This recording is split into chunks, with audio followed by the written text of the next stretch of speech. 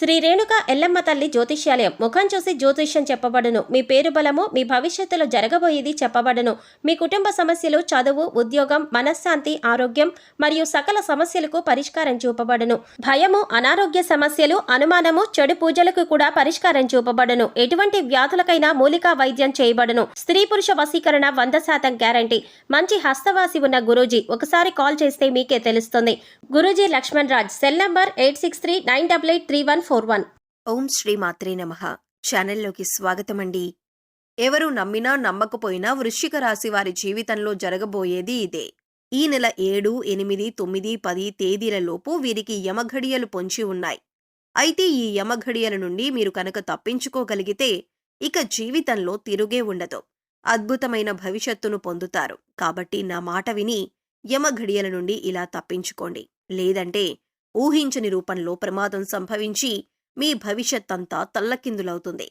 అయితే ఈ రాశి వారికి యమఘడియలు ఏ విధంగా పొంచి ఉన్నాయి, అలాగే ఈ సమయంలో వీరు జీవితంలో ఎటువంటి సంఘటనలు ఎదుర్కొంటారు, ముఖ్యంగా వీరు యమఘడియల నుండి ఎలా తప్పించుకోవాలి, అలాగే ఈ రాశివారు యమఘడియల నుండి తప్పించుకోవటం ద్వారా భవిష్యత్తులో పొందే ఫలితాలేంటి, అదేవిధంగా ఈ రాశివారు జీవితంలో అదృష్ట యోగాన్ని పొందటం కొరకు చేయవలసిన దేవతారాధనతో పాటుగా పాటించవలసిన పరిహారాలను గురించి ఈ వీడియోలో వివరంగా తెలుసుకుందాం. కానీ అంతకంటే ముందుగా మీరు కనుక మన ఛానల్ని సబ్స్క్రైబ్ చేసుకోనట్లయితే సబ్స్క్రైబ్ చేసుకొని పక్కనే ఉన్న బెల్ ఐకాన్ నొక్కి ఆల్ సెలెక్ట్ చేసుకోండి. మేము ఇలాంటి వీడియోస్ అప్లోడ్ చేయగానే ముందుగా మీకు నోటిఫికేషన్ వస్తుంది. ఈ రాశివారు సుందరమైన స్వరూపంతో ఎప్పుడూ సంతోషంగా, ఉల్లాసంగా బయటికి కనిపిస్తారు.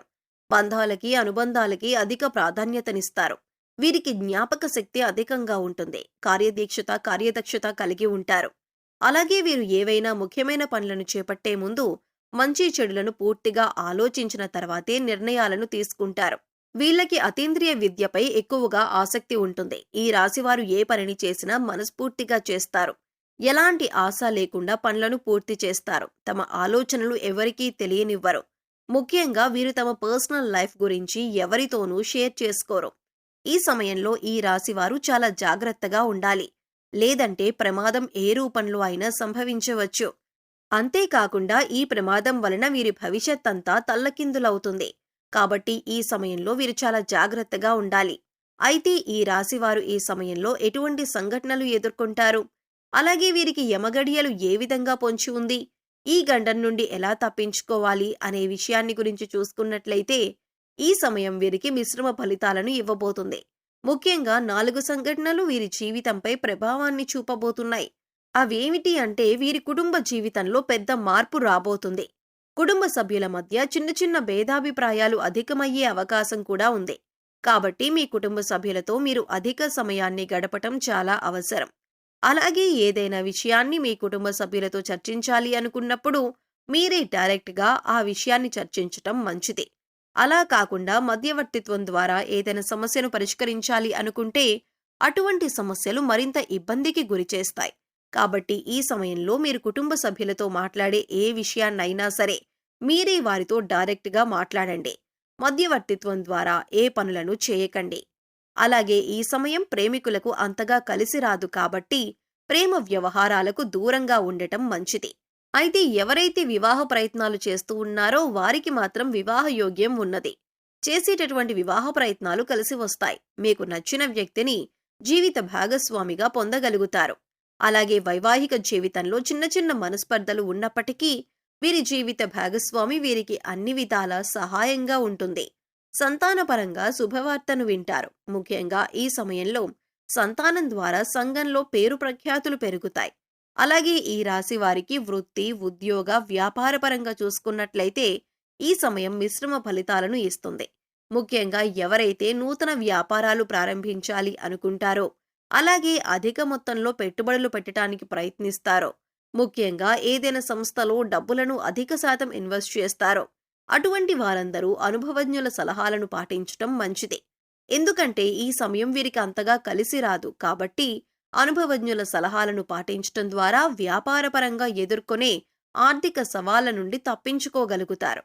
అయితే చిన్న వ్యాపారాలు చేసేవారికి, విదేశాలకు వ్యాపారాలు విస్తరించాలి అని ప్రయత్నాలు చేసేవారికి ఈ సమయం సానుకూలంగా ఉంటుంది. ప్రయత్నాలు సఫలమవుతాయి. అలాగే ఈ సమయంలో వ్యాపారపరంగా ఏవైతే నిర్ణయాలను తీసుకుంటారో అవి వేగవంతంగా పూర్తి కావు. కొన్ని పనులు చాలా నిదానంగా జరుగుతాయి. ఇక వీరికి వృత్తిపరంగా చూసుకున్నట్లయితే చేతి వృత్తుల వారికి శ్రమ అధికమవుతుంది. అయితే తగిన ఆదాయం అనేది లభిస్తుంది. అలాగే కార్మికులకు, వ్యవసాయదారులకు ఈ సమయం మిశ్రమ ఫలితాలను ఇస్తుంది.